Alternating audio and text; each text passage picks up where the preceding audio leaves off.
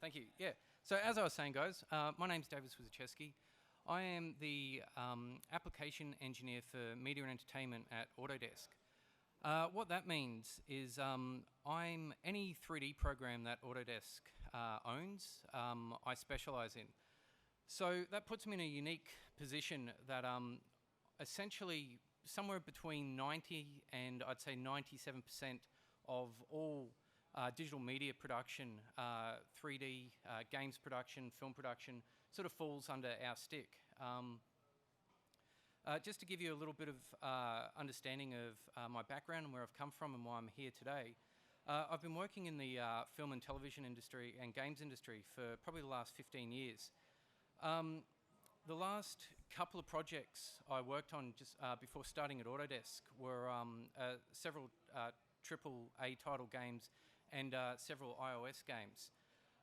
Some of the AAA games that I worked on were Saints Row the Third, Civ 5, Darksiders 2, what else? Total War, Medieval 2, and I was lucky enough actually a few years ago to start my own business making iPhone games, which is a completely different experience and uses a whole bunch of different tool sets, mindsets, and pipelines. The demo today that I'm going to talk you through first is actually looking at a game called Band Together, which is out now, and I highly recommend you get it. It's not my game, so I'm not making any money for spruiking it, unfortunately. Damn. But it was a game that was made for its primary platform being iPad, and it's actually a 3D game. A lot of when I was actually running my business and making iOS games, we actually made 2D games. There was a few considerations for that, but it's great to see a lot of 3D games coming into iOS games. So I'm just going to bring up the video now, and we'll have a look.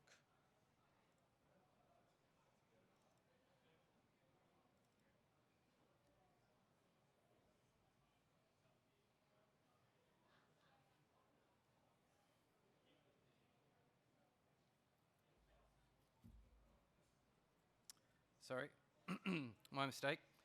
I always forget that if it doesn't run in Vimeo, it doesn't have audio.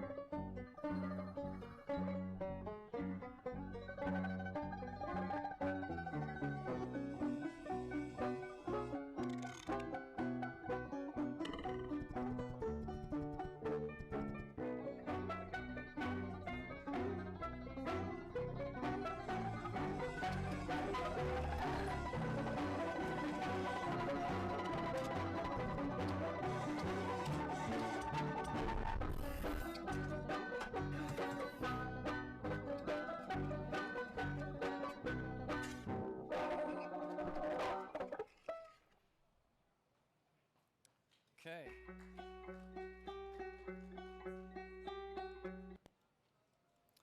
All right, so that game was made using 3D Studio Max, Photoshop, and the engine used for that was Unity. So today what I'm going to do is I'm actually going to go through some of the assets and the pipeline that they used to make that. Okay, so the first thing, actually, before I get started, can I just get a show of hands? Who here uses 3D Studio Max? Yeah? Who here uses Maya? Same people. Okay. All right. Just before I get started, I'm gonna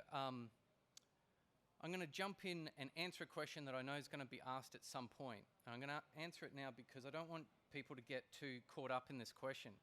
And the question is, and I get asked this quite often, the question is, what's the best software to use for games development? The simple answer is the best software to use is the best software to get the job done. So I'm not a believer in using one over the other.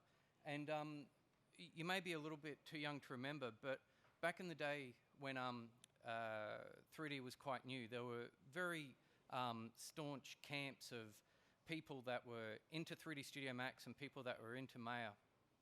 And they were rival enemies of each other. One saying that the other program was better than the other one.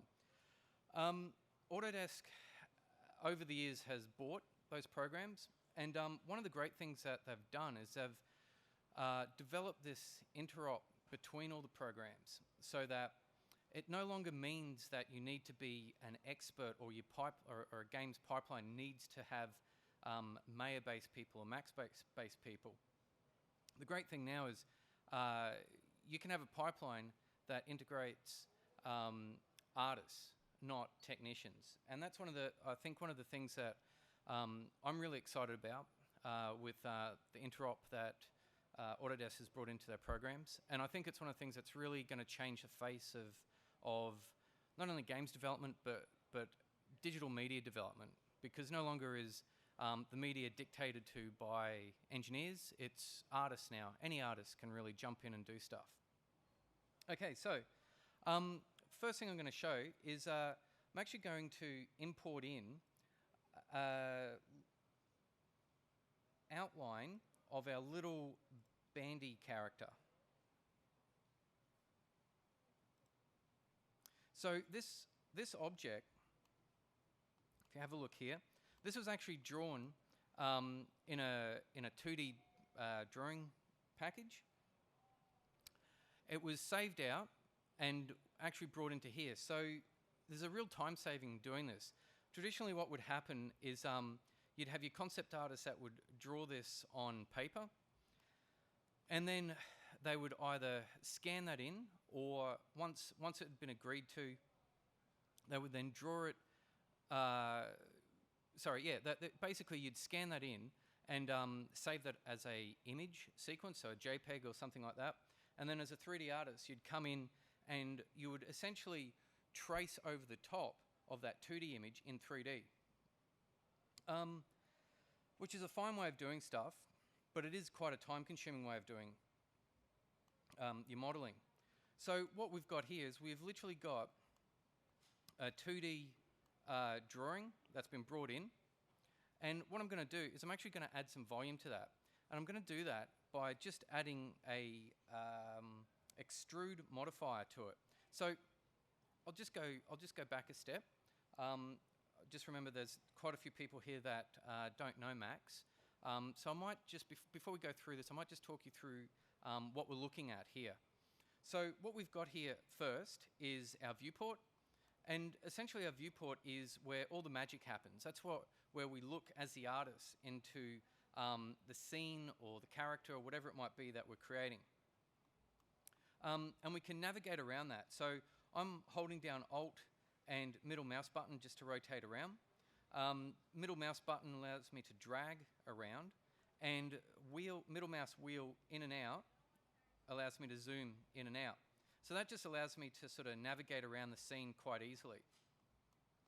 Now, Max has this fantastic side menu system here that kind of has, basically it's your whole tool bag sitting in easy access for you.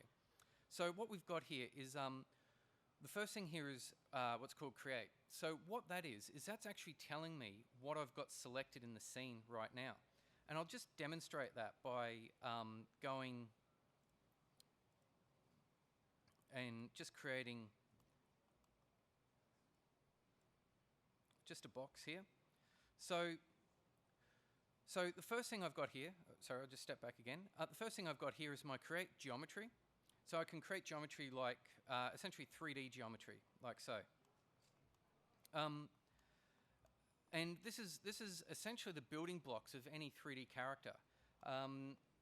Realistically, especially when I'm making 3D games characters, essentially what I do to make them is create a series of cylinders. So it'll be a cylinder for the body, a cylinder for the legs, a cylinder for the arms, and so forth.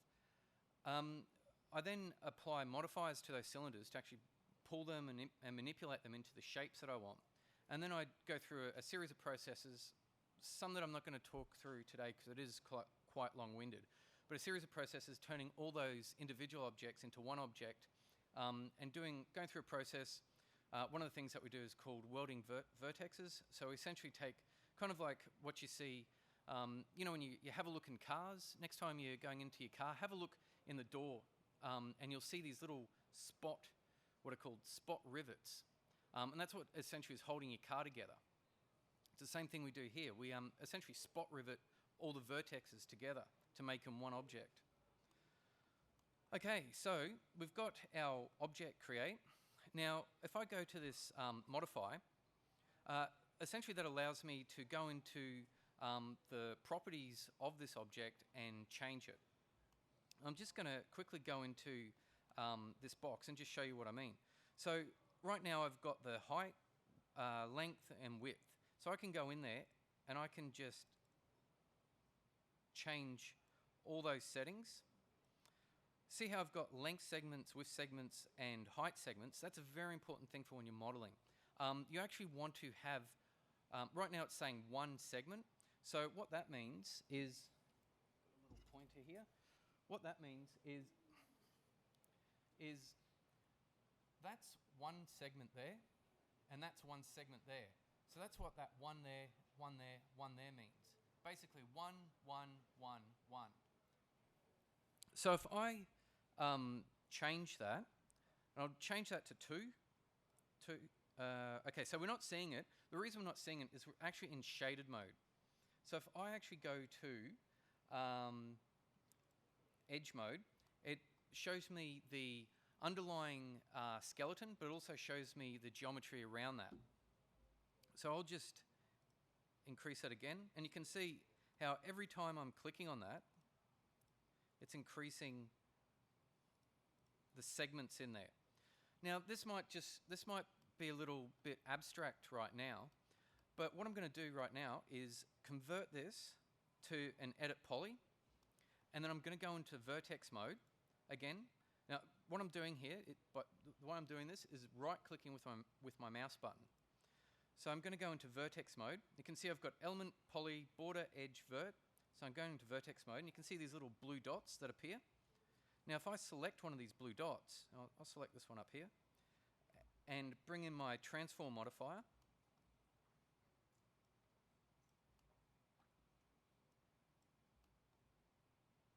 You can see I can start manipulating the shape of this. Now we're not restricted by having to select one. I can select a group at a time and pull them out.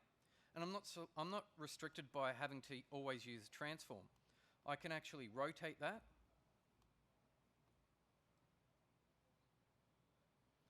And I can also scale that.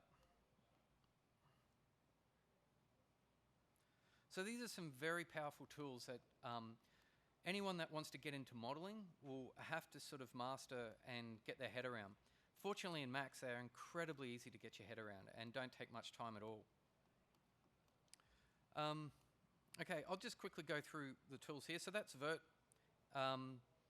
Edge is, so I'm actually selecting the points between two verts. Poly is I'm actually selecting the point, or I'm selecting the polygon between 4 verts. So you can see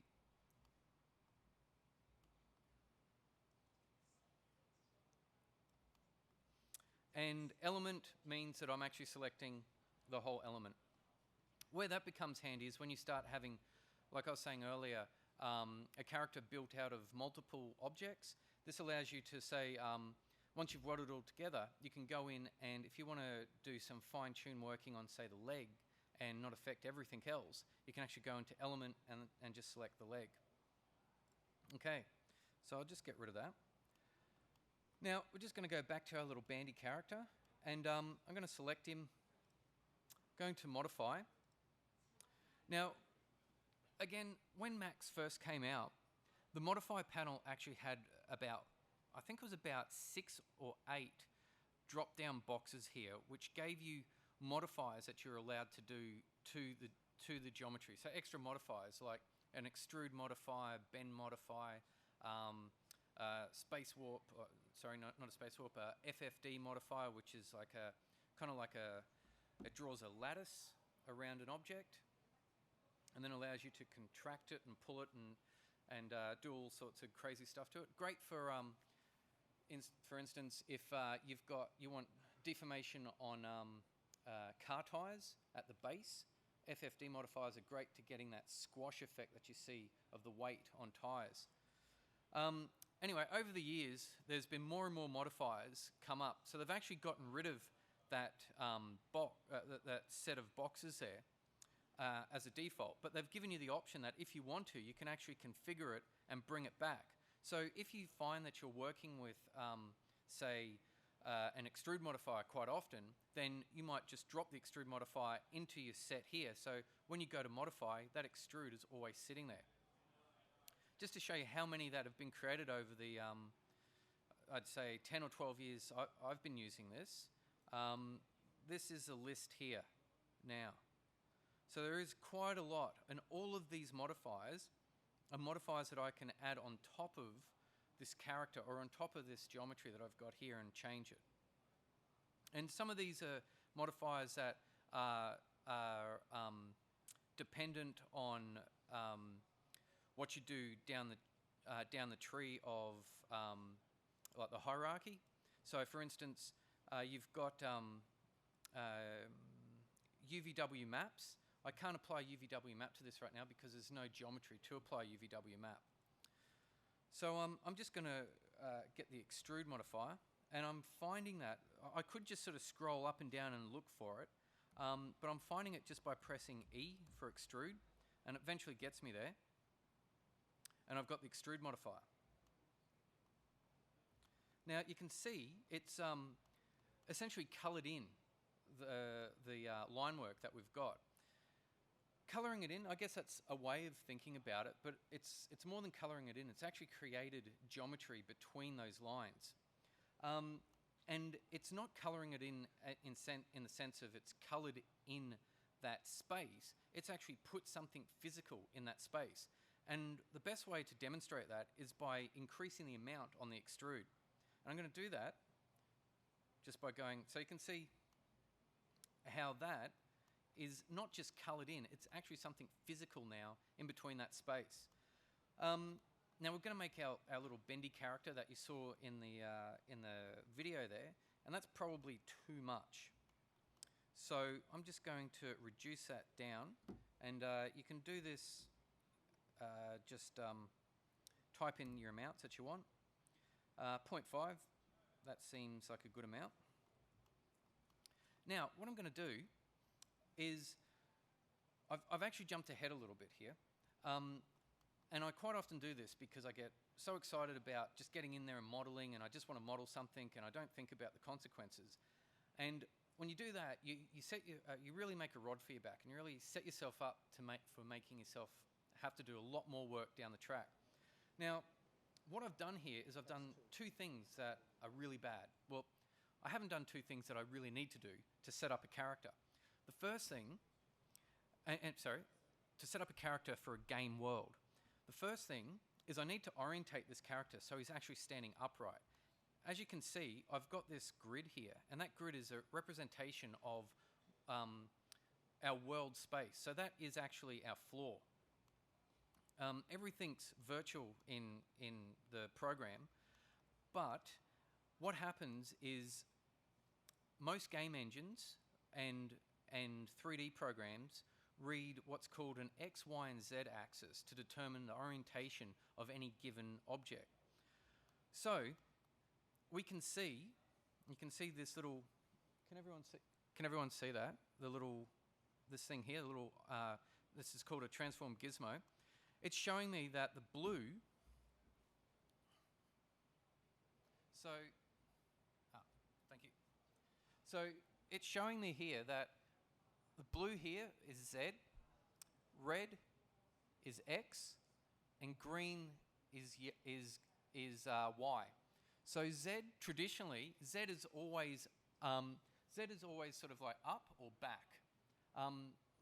And what we need to do, because we're actually going to eventually put this into Unity, and Unity reads Z as up.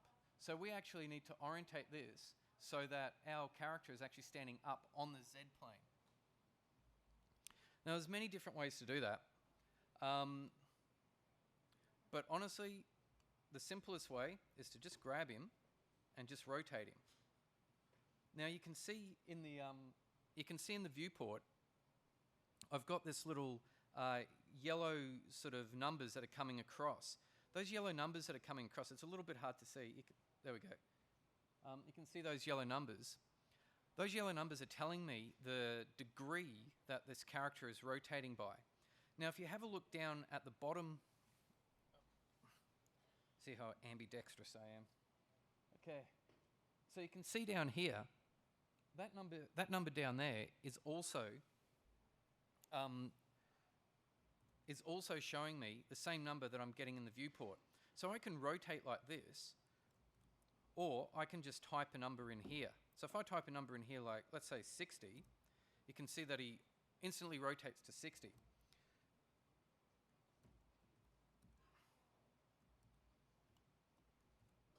Another thing I can do is I can turn on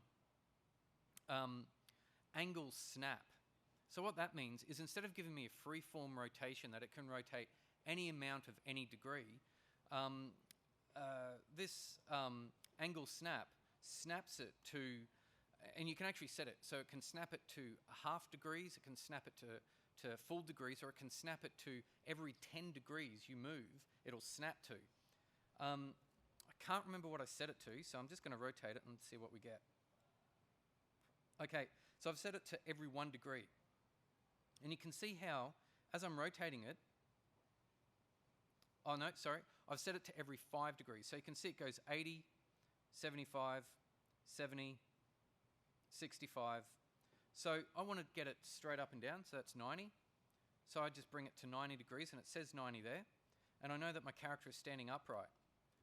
Again, I know that I want to make my character stand upright, so instead of doing that, all I do is I just go to my orientation here and just rotate him so he's standing upright. Now, the next thing we need to do is we need to orientate him to world 0 space. That's very, very important for doing games characters. The reason for that is all games characters run off a base of cyclic animations. And all cyclic animations, the key to cyclic animations is every animation has to start and has to be able to end at what's called a frame neutral frame. The best way to get that frame neutral frame is by having your character always orientated at world 0, 0, 0 space, and then allowing the game engine to be the driver to drive your character around the world space. So when we make a character run, for instance, or walk, we actually do that walk on the spot, just like this, or run on the spot. So any of those videos that you see of game characters like Gears of War or any of that stuff that you see, all the animations for those characters, although those characters are traversing distance, when the animation was originally made, they were not made that way. They were made all in 0 space. So what I need to do is actually orientate that up into his 0 space. So I can just grab this like so, and you can see now that he's essentially standing on the ground plane. The only problem with this, though, is the pivot point or the center of the character is still based at his neck. So what that means is the way a lot of game engines work is they see the pivot point or the center point, or what we call the root node, depending on what program or who you're talking to. They're all called different things, but they all do the same thing. They always see that as the ground or the floor for that character. So if I rigged this character right now and tried to put him into Unity, it would actually make him always walk with his chin on the ground, because that's where it's seeing the ground plane for this character. So what I need to do is actually move that pivot point down to the ground. The way I can do that is just by going Effect Pivot Point Only, and then I'm going to move that. Now you notice before, when I was using the transform gizmo and moving it on the character was moving, and now I've got the transform gizmo and I'm moving it and the character's not moving. That's because I'm not actually selecting the character, I'm selecting that pivot point or that root node. I'm just going to put that down here. And again, if we were doing this for real, we'd actually spend a bit more time than what I'm doing, and make sure that it's actually orientated to 0, 0 space. And you can see that, you know, when we're out here like this, you know, it looks pretty close. You know, it's not too bad. But when we zoom in, we can see that it's quite off our 0, 0 space. And that's not good enough for an engine. That'll make our cycles not work. Where it becomes a real issue as well is when you want to have interaction between environment, props, and other characters, because essentially it uses this 0, 0 distance to determine the distance from other props, other interactivity that it does in the scene and other characters. So for this demo, it's good enough. So I'll just go OK. And just to prove a point, now I'll select the character and I'll go to rotate, and you'll see that he now rotates on his feet.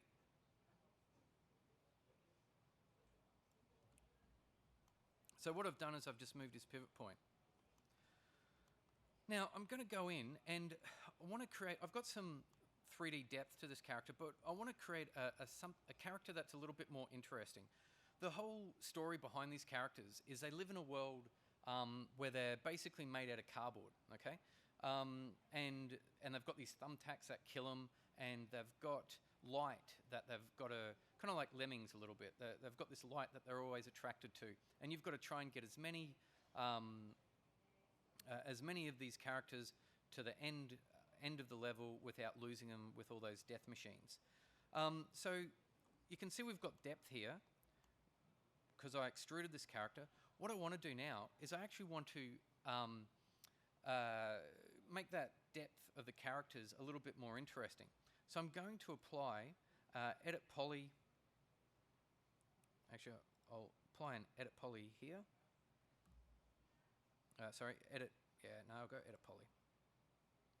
Then what I'm going to do is I'm actually going to go into, remember how I was showing you earlier the vertex and polygon mode and all that sort of stuff? I'm going to go into element mode. And you can see that it gives me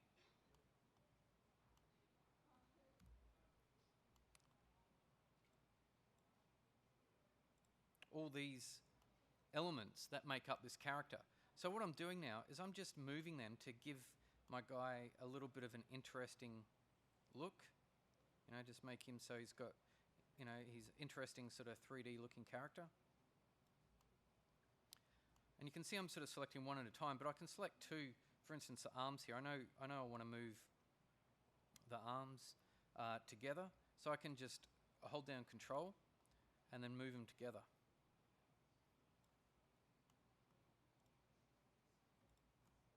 I'll do the same for the eyes.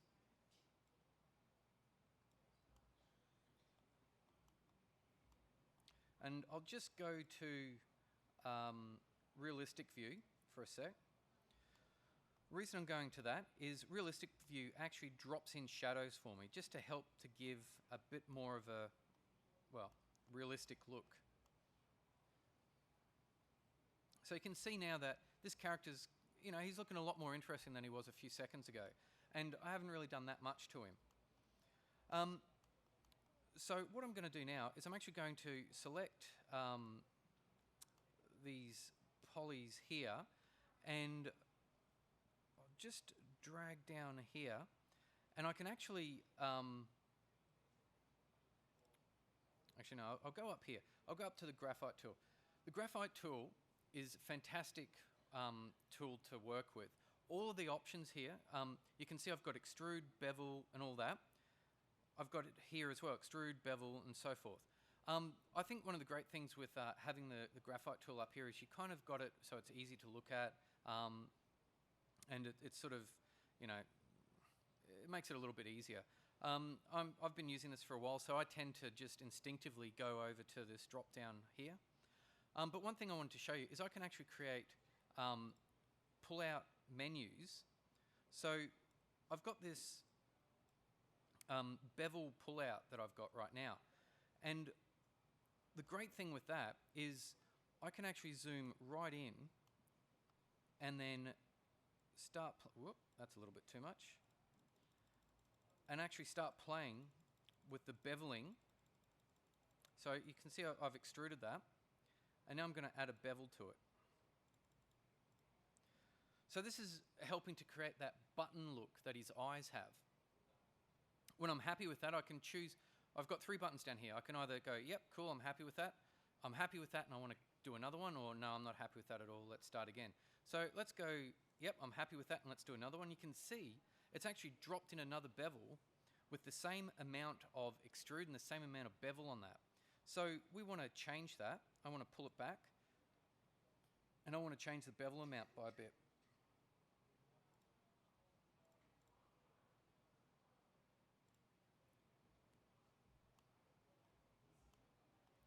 And once I'm happy with that, I just go OK. So you can see we can go through a character and very, very quickly make a 3D character from an original 2D image.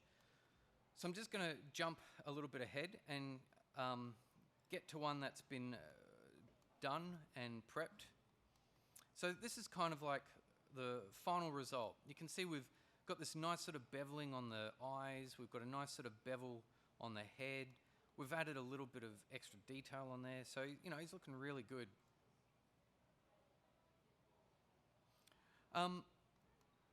Now, the next thing we need to do to this guy is we need to drop a texture on him. So there's several different ways we can do this. Yep. Thank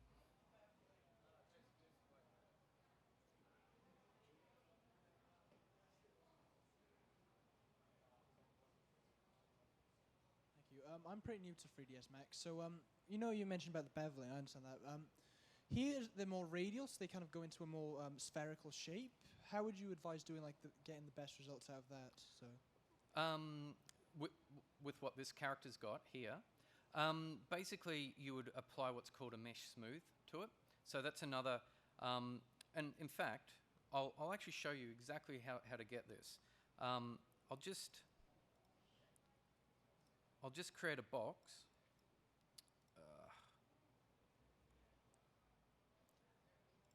Let me just get a new scene up, and I'll show you how to do this exactly. Okay, so we've got this here. Now, I can extrude it, I can do all that sort of stuff. One of the great tools here is Mesh Smooth. Okay, so you can see how that just basically takes that hard edge off everything. And that's a great way of just getting that nice sort of smooth look to it. Also, you can also get this look by spending time with your vertexes. So I didn't spend any time with that. You can see how quickly I went through that. But if I wanted to spend a little bit of time with that, I could actually probably get close to a mesh smooth look by just manipulating the verts and the polys. The one thing you've got to keep in mind, especially when you're modeling for games, is everything you do to your model will create a performance hit for the game player.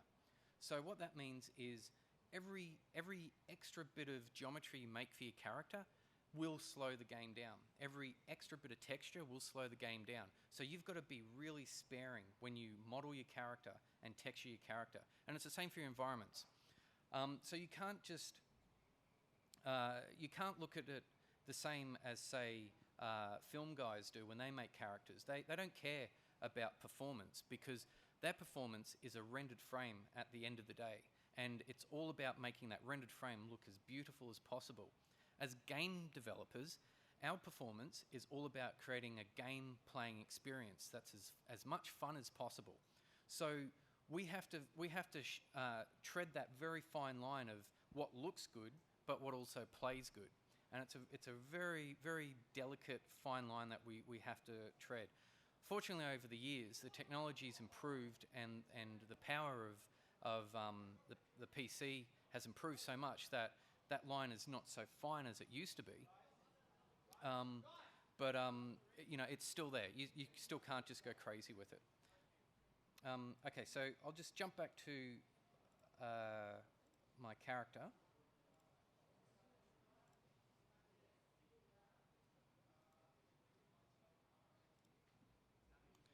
Okay, so the next thing I'm going to show you is a really, really easy way to text your character. So traditionally, what happens is you make your character, you create what's called a UV map, you unwrap that map, and then you texture that character in something like Photoshop. That pipeline is still pretty much the pipeline that's used in games development. But I'm going to show you, because we've got this very simple character, I'm going to show you another way of texturing a character, which is really quick. So I'm just going to go up to my material editor. And then I'm going to right-click in here, go Maps, Standard, go Substance, right-click in that. I'm just going to zoom in so you can see what I'm doing here. And then I'm going to go Load Substance. So what this is a whole bunch of pre-done maps for us that kind of get us, you know, a lot of the way there. So we've got this character that's made out of cardboard. So let's use like a paper sort of look. Crumpled paper. There it is. I'll open that. And you can see here, I've got this crumpled paper look. Now, what would traditionally happen is I would be the 3D guy, and I would say, okay, I've just made my character, and I'd hand it over to the 2D guy, and he would make his texture, and then apply it, and he'd do all the texture work on it, and hand it back, and I'd look at it and go, oh, that's the wrong texture. Why'd you texture it that way? This actually gives me the power to do the texture myself. So I can look at that and go, yeah, that's kind of what I want, but I want a different pattern on that. So I can actually randomize it, and I'm just going to go here, click on random, and you can see it completely makes a new pattern for me. Yeah, maybe, yeah, that looks good. All right, I can change the crumple amount on this, so I can bring it up, or bring it down. I can change the dirt amount on this, so I can make it dirtier or less dirty. Let's go maybe there. I can change the paper color itself. So I can change it from this color to, say, like a blue or a red or a green or anything like that. But you know, we want to keep it looking papery, so we'll keep it that sort of color. And there's a whole heap of other stuff I can change here. I can change the embossing amount, so it looks more, you know, it looks more pushed in or less pushed in. All of that sort of stuff. So let's just say I'm happy with that. I'm just going to right click on that and go render map. And the size I want to render it at is 512 by 512. This will become very apparent in a second. Basically, what I'm doing is I'm rendering an image onto my screen. So I want an image that's big enough for me to be able to work with. Not too small, but because I've only got one monitor, I can't go much bigger. I could probably go bigger than 512, but 512 is workable on this res. So I'm just going to render that, and you can see it's just made that texture for me there. So I can get rid of this now. So if I had a second screen, obviously I'd probably make that twice the size because I've got a second bit of real estate I can push that to. And I'm not as cramped on my screen here. But unfortunately today I don't have that, so this is the size it is. So what I'm going to do now is go Tools, Viewport Canvas, and then I'm actually going to use this viewport canvas to draw on the character. So first thing I need to do is actually create a texture file for this character, and that texture file is what will be drawn onto the character and then later used as a texture or an image in the engine. So for this character not to look grey, it'll from now on always have to call on this texture that I'm about to make. So I'm going to make it a diffuse color. So I'll just very quickly go through a few of these. Diffuse is kind of like your base color, the color that you see most things, okay? Specular is kind of like the shine that you see on shiny things, you know, like, so you think of chrome, something that's chrome has a higher specular value than, say, something that's like a leather jacket that has a lower specular value. Gloss would be, say, like something like, imagine engine oil on the ground, it's got that glossy sheen to it. And imagine concrete. Concrete just has a matte look to it. Self-illumination is kind of self-explanatory. It illuminates itself. So think of like a neon sign. Opacity, that is, if you have a look outside, you can see that we can kind of see through the glass there. There's an opacity. The curtains that are over those glass, over that glass, is not 100% blocking out the light. So that's opacity. So that's what opacity maps allow us to do. We've got bump, which allow us to draw extra detail. So for instance, if we wanted to draw, say, like muscle tone or veins or things like that. So I'm just going to go diffuse. I'm just going to drop it into, I could drop it into here, but I'll just very quickly drop it onto my desktop. I'll call it a PNG, and I'll call it today. What is today? The 9th.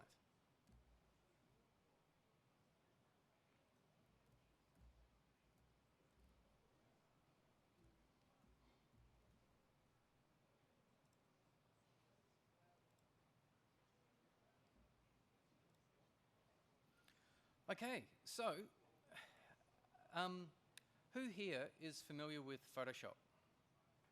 Yeah, cool. Okay, so what we've got, you know, in Photoshop how you've got layers and you've got all the drawing layers that you can, well, not just drawing layers, but all the different types of opacity, and you've got normal, overlay, all of that sort of stuff. This gives you exactly the same control that you get in Photoshop. So I can actually draw on this character now. So I'm going to draw just a black thing there, and it's drawing it because I've selected this paint tool. The color is black, and it's drawing on this layer. So I'm actually going to create another layer. I'm going to change my color to, let's go green, real nice lime green, go OK. And you can see now that I'm painting his eyes green. Okay, that's cool. That's on another layer. But what if I wanted to, say, overlay two colors on top of each other? Create another layer. Let's find another color, like, ooh, no, maybe not that one. That one. And now I'm going to go over the blue, the black. Actually, no, let's try something that really stands out. Okay, yellow. Okay, so you can see that yellow line has gone over the black, right? But I can actually go in and change the opacity of that layer. So I'm going to drop that down to 50%. And you can see now that I can start to see through that layer. So anyone that's familiar with Photoshop will instantly understand how to use this. So you can see here we've got normal. I can change it to darken, multiply, color burn, linear burn, light, all of the same stuff that we get in Photoshop. So the next thing I want to do is just show you why we created this texture in the first place. So I'm just going to go and use a stamp tool. So again, anyone that's familiar with Photoshop, I think you can see where I'm going with this. I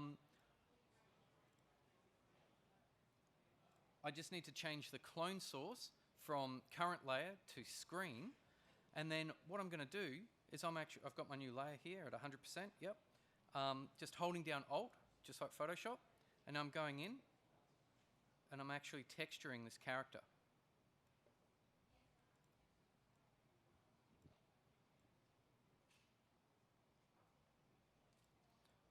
So we can very, very quickly get that texture look that our little characters have without going into too much detail or into too much drama. And for those that are familiar with Photoshop, you're already halfway there. So again, just to show you the versatility of what I'm working with here, I'm going to grab layer 2 and I'm actually going to drag it up to layer 3. Okay? So, yep, it's there. Maybe we don't like that anymore, so I'm just going to delete that layer and it's gone. I'll create another layer and I'll go to my paint and we'll go sort of like a brownish dark kind of color, maybe something like that. And now what I'm going to do is I'm going to create that burn in effect that you see on the edge of the characters. That kind of helps to define them a little bit. Oop, too much. And then I'm going to reduce, actually no, I'm going to change it from normal to, I think it's colored, no, maybe not that one, color dodge doesn't work. Overlay. Okay, so you can see how overlay is kind of giving me that, you know, it's combining the two together. And then I can actually use the opacity a bit because it's a little bit too much. So I'll drop that down to say 80. And you can see I'm starting to work in that texture quite nicely. Okay, so we can basically just go through the character and keep doing that, texturing that character up. And in all honesty, it would not take that long to do that. But what I'll do is I'll just get rid of that. Don't want to save that. I'll just go to a finished textured guy here. So here's our little dude.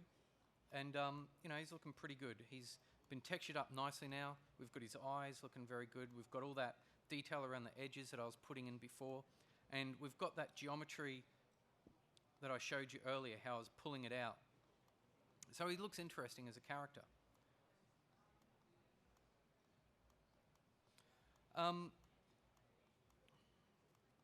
Okay, so the next thing I want to show is just very quickly how to get a very nice sort of rendered look. And this is good for, say, doing promotional stuff.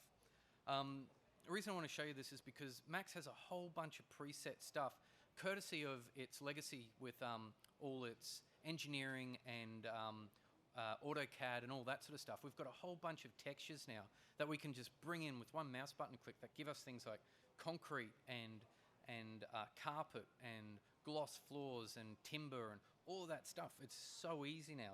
It's incredible. It's how easy it is.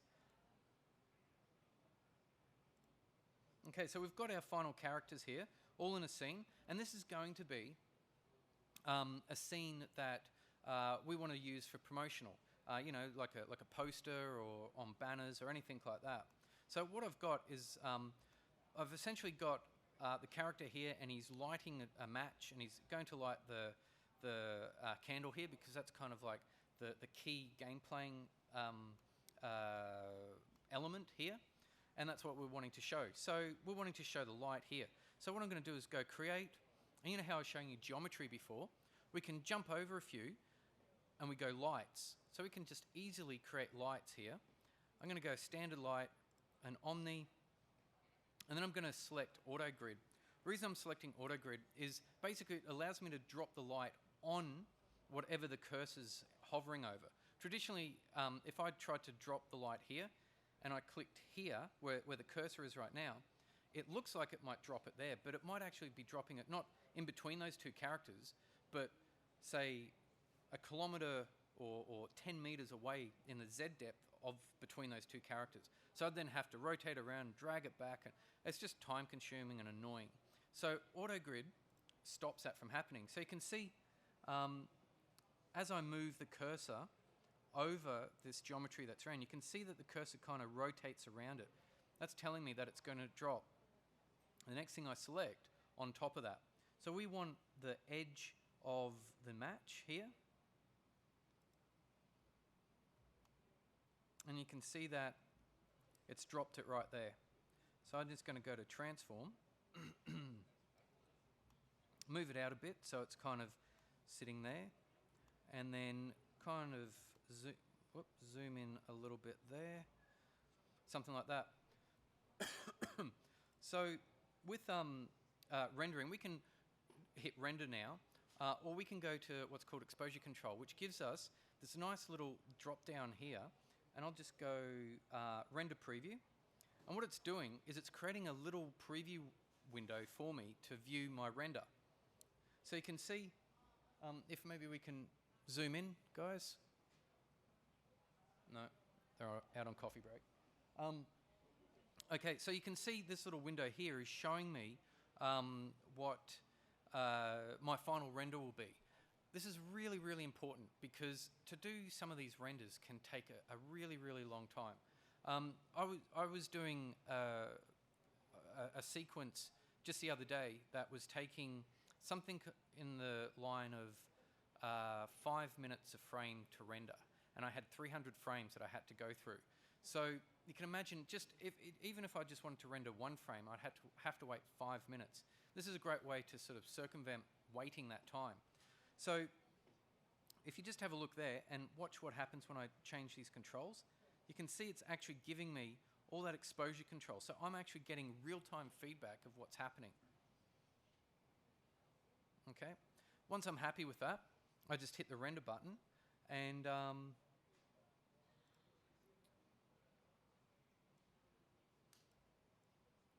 see if I can find the render. I won't render it now because it does take quite a bit.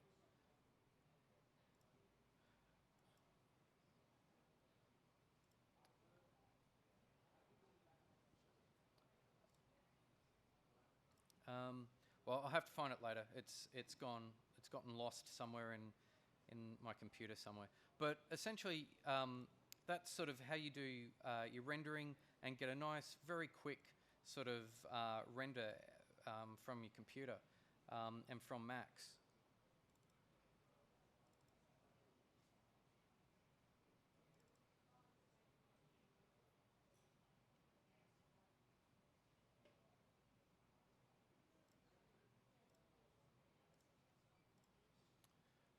You can see actually, I'll just talk you through what I'm clicking on here. You can see that there? That's actually the pulled out image of one of these characters. Remember how I was talking earlier about unwrapping and UV texturing? That's actually what a UV texture is. It's it kind of, imagine it sort of flattens out anything 3D onto a 2D plane. That image there that I've just brought up, that's the 2D image that we extrapolated the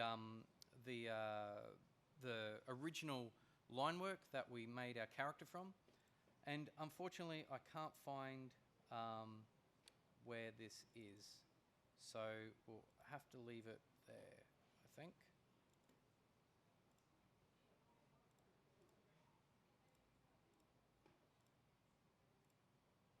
Yeah, okay. How are we going time-wise? 20? Cool. All right. So I'm actually going to, I've got a few things I'd like to show here, but I'm actually going to jump ahead and going to go to another scene here.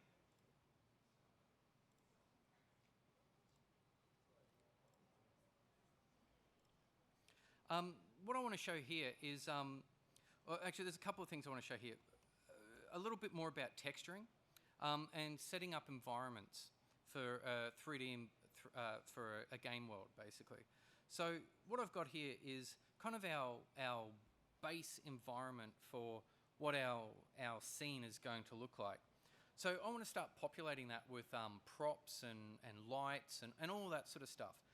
Now, remember how I was talking earlier about the more we add to a scene or a character, the more of a performance hit we take in the game. One of the things I want to show you here is a thing called light baking.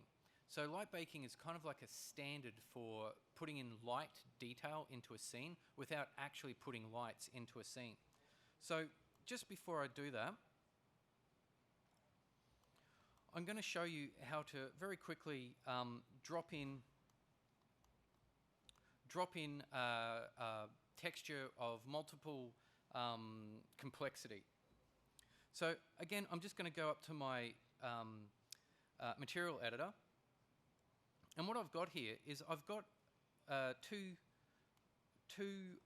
textures. I've got like a cardboard texture and I've got a watch out. What I want is I actually want to put both of those textures, I want to sort of smash both of those textures onto that one image. Now, traditionally, you'd have to kind of, it's quite a difficult thing. So what I normally do is I drag, you can see by dragging that onto the diffuse, it's dropping that texture on there. So if I now wanted to drop this texture on here and put it onto the diffuse, you can see that it's killing that line or that connection.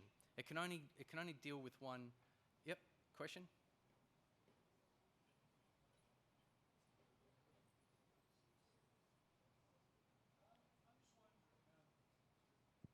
Hello.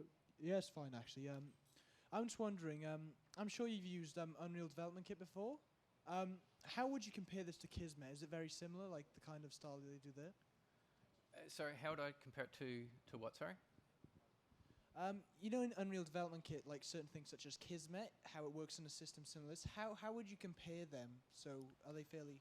I would say it's a really good question and it's a hard one to answer because every tool has its good points and its bad points, or it has its strengths and weaknesses, I'd say. I would say the Unreal tool, I've also used Source. I don't know if anyone has seen Source Filmmaker. Pretty cool, huh? They have some real strengths. They have some weaknesses as well. And I would say where the strength of this over those is that with Unreal and with Source and a lot of those ones, you're kind of a little bit locked into the assets that they've already given you. So you're a little bit restricted by those assets. This allows you to create completely new assets. So absolutely completely new. So I'd say that's probably the real strength over weakness of the two of them. As far as what's easier to use over the other, you know, the Unreal level building tools are great for level building, but again, you have to, if you were building a game from scratch, you would have to at some point make your geometry. And these are the tools that you use to make your geometry. Does that kind of answer your question? Yep, cool. Okay, so I'm just going to get rid of that, and I'm going to drop in a what's called a composite. Oh, sorry, no, not a composite.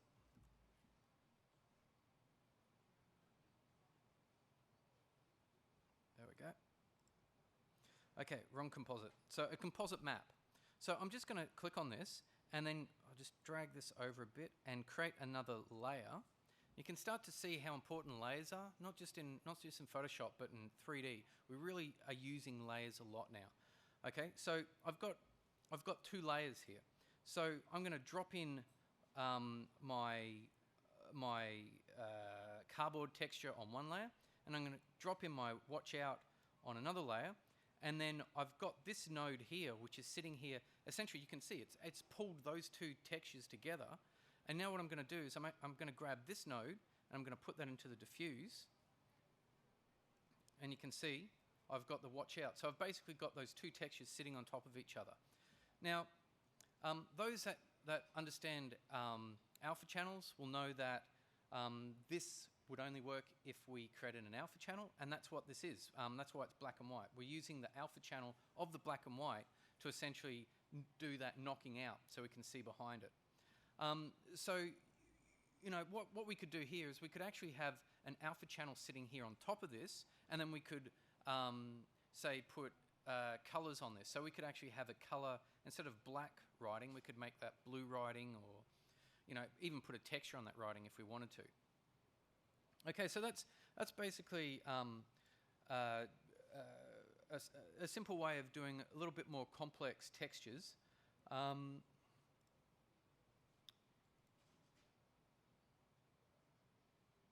Just going to jump across to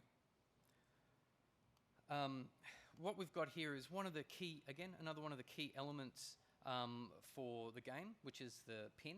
They kind of kill our characters. You make death machines out of them, all sorts of great stuff. What I want to show here is just very quickly how we can unwrap. So if I select that, you can see I've got an edit mesh here, edit poly here. And what I'm going to do is just go to unwrap. So I've got unwrap here. And I've dropped an unwrap on this. So I'm just going to open my unwrap editor. And you can see, can you see? Yeah, you can see that this geometry here is actually all the geometry that makes up this pin. So I'm just going to put that texture onto that pin. Now, we can see instantly where we've got issues, okay? We've got some really good areas here, so the top here, and say the bottom here, you know, that's what we want. What that tells me is when I apply a texture to this geometry, it's not going to stretch. This here, however, this is a problem. What this tells me is the moment I try and apply a texture to this, I'm going to get warping and stretching, and I'm not going to see what I want to see here.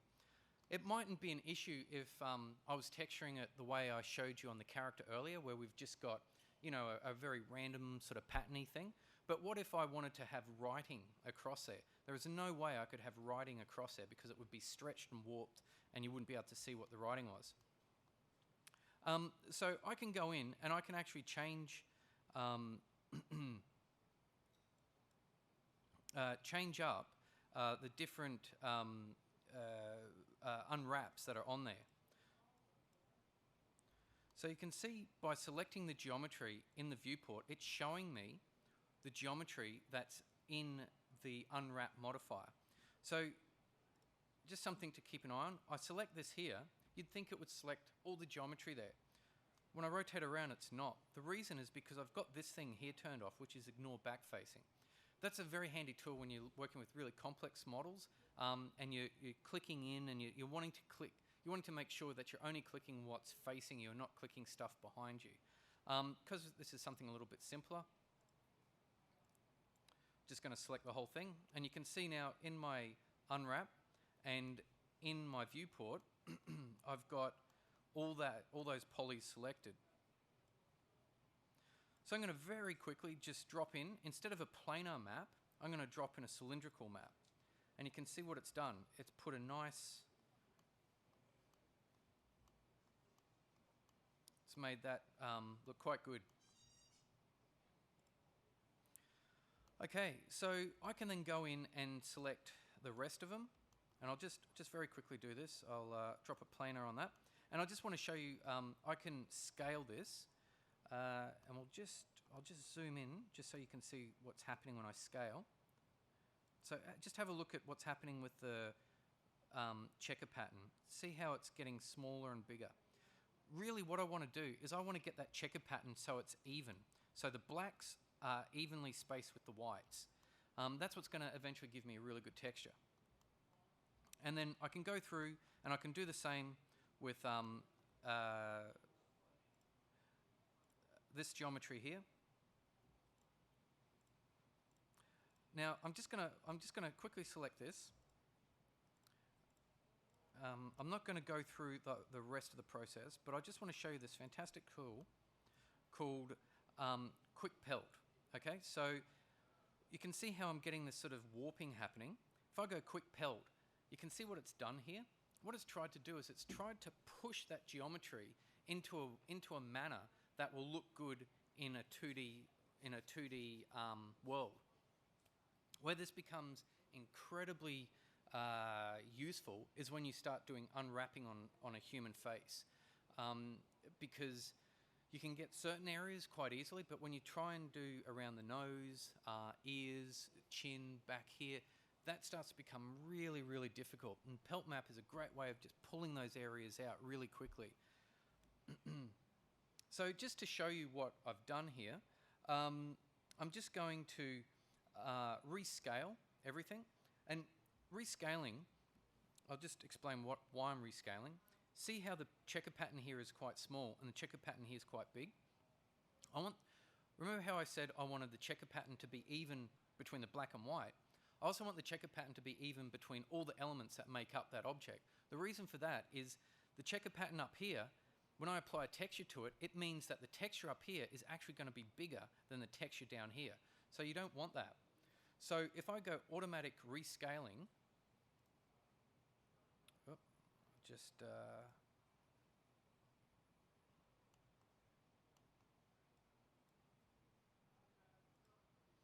so it automatically rescales. You can see how it's automatically rescaled everything there. And the next thing that's really, really important is I need to have all my geometry sitting on the checker pattern inside my UV editor. The reason for that is that defines what is drawable when I bring that into a 2D package like Photoshop. Traditionally, what you'd have to do is you'd have to pull all these apart and you'd scale them down, you'd try and get them to fit. Now there's this great custom pack. So I just hit that, and you can see that it's instantly dropped all the bits that I've pulled out onto here. Now you'll notice that the checker pattern is actually a lot bigger than what it was just a second ago. It is a lot bigger, but the important thing is that there's unity between all of these elements. So essentially, once I've done that, I just go Tools, Render UV Template, and then just go Render UV Template, and you can see that is a 2D representation of my 3D object pulled apart and ready for texturing.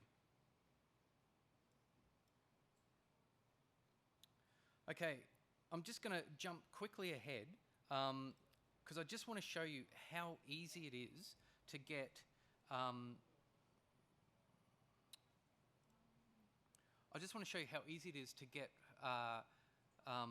assets into Unity.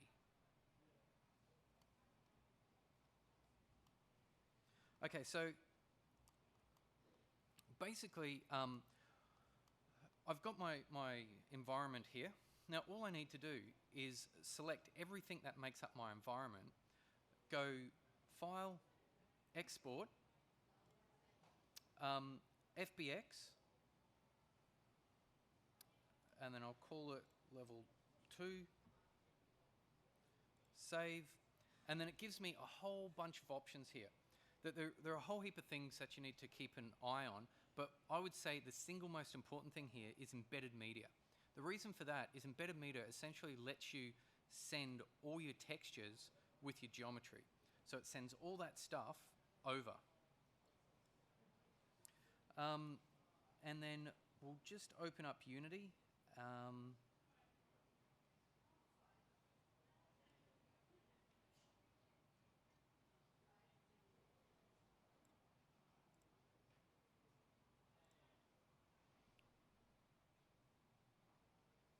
It takes a second. Any questions while this is opening? Nope? Okay.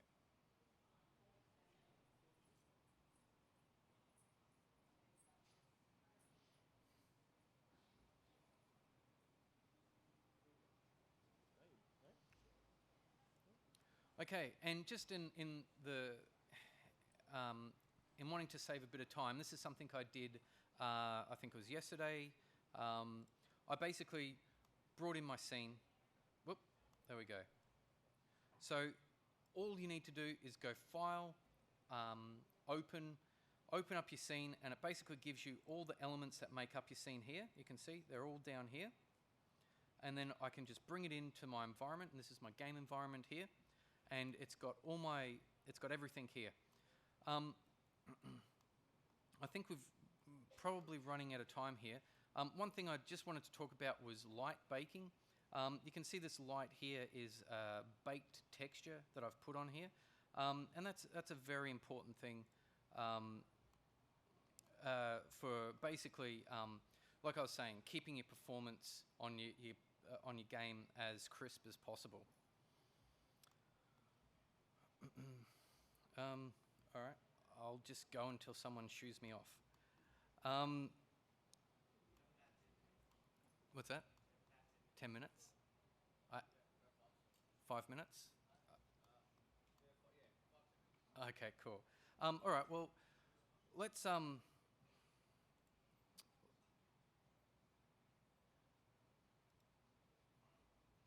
Okay, so I've got this scene here, and I'm just going to drop in another light. So I'm just going to go to realistic just to show you what it looks like. Okay, so realistic is showing me this light here and this light here, and you can see that they're creating the shadows here. Okay, so we kind of need these lights to work because we're going to have our characters running on top of this area here. So we need that shadow to be working all the time.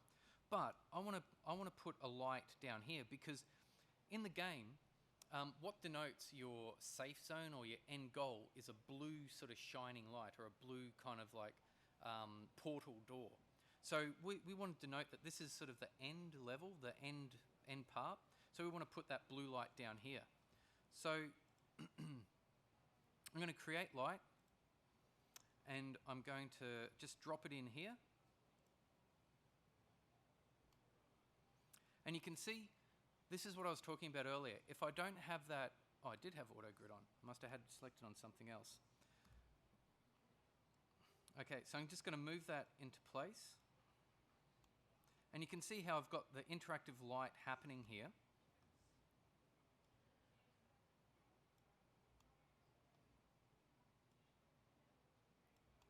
And we want that there.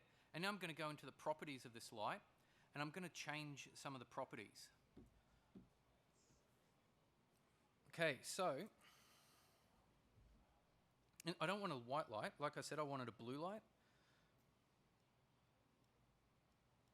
So you can see in the viewport, as I'm changing the values, it's actually changing them on the fly for me.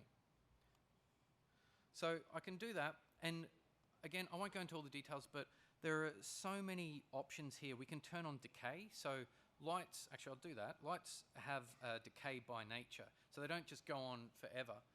Question?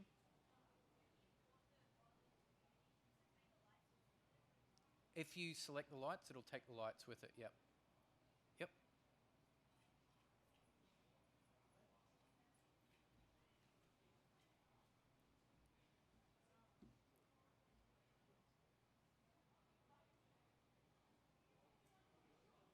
Hello, testing.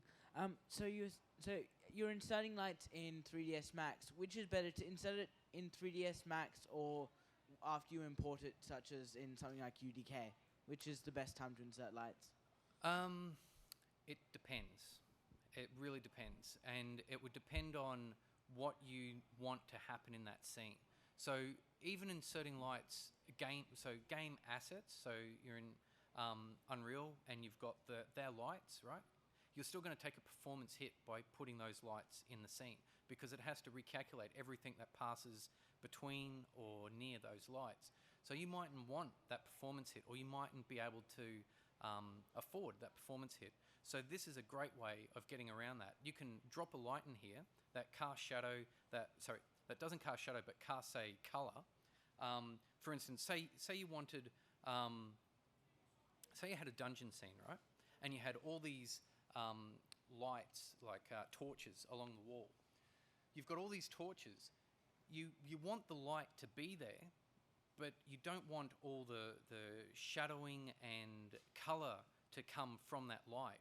So this would be a great way of getting that color on the wall of the dungeon as you go down, and you take a lot less of a performance hit by doing it that way.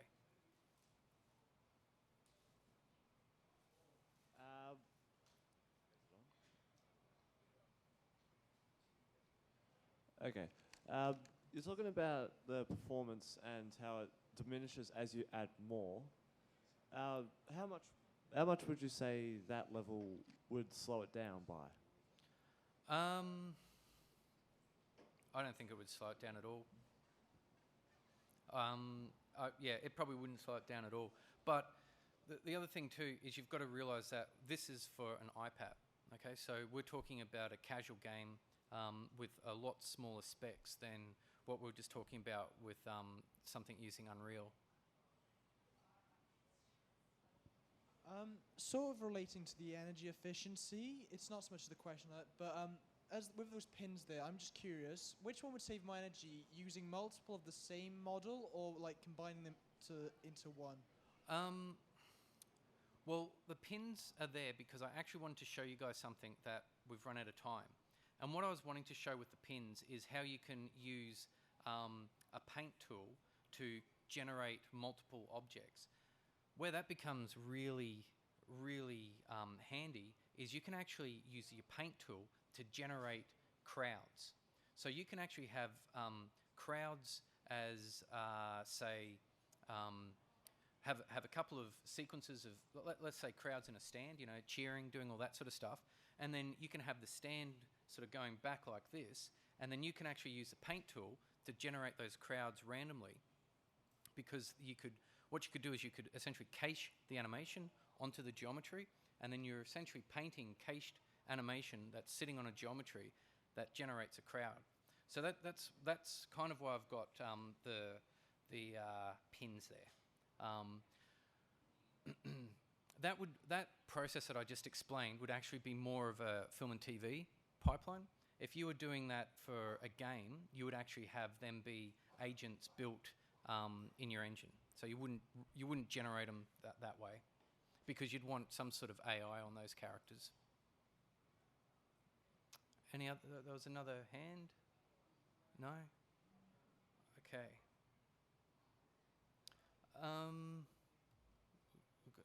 We're still good? Cool. Okay, so so essentially, what I'm going to do now is I'm going to bake this texture. Sorry, I'm going to bake this light onto this texture. So I'm going to do that by selecting the geometry.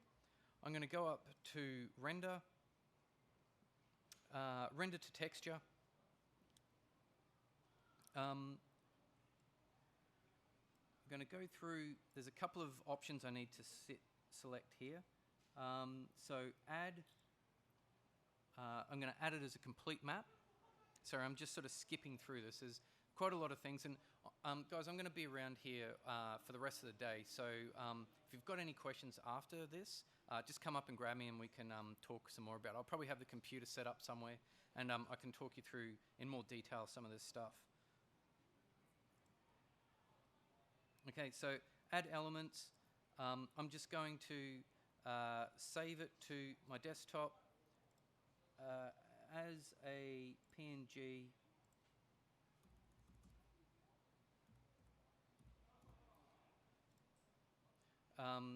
Leave it at that and go render.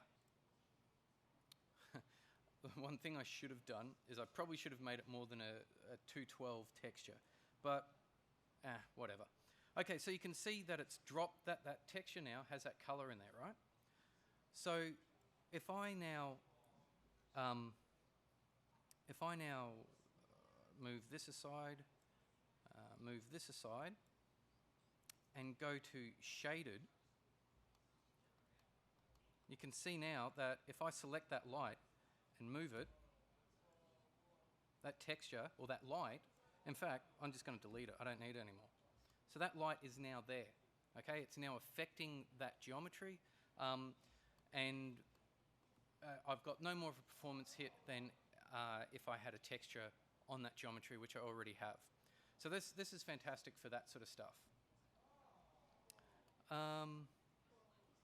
Okay, I think that might be it. I could probably keep going for another couple of hours, but I have to draw the line somewhere. What we might do is we'll see if we can get you guys a computer lab if people want to go over there and check it out with you, so they've got like some space and they can do it themselves. Yeah. Okay. Cool. I mean, failing that, we'll often set up shop somewhere at a table and then have a group there. Yeah. Talk to me afterwards and we'll sort it. Okay. Cool. All right. Thanks, guys. Appreciate that.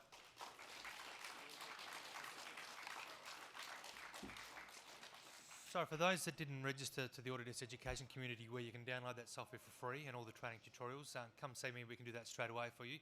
For those that did register but didn't get a 3ds Max pin and want that, come and see me now and I'll get that to you now. So thanks, cheers.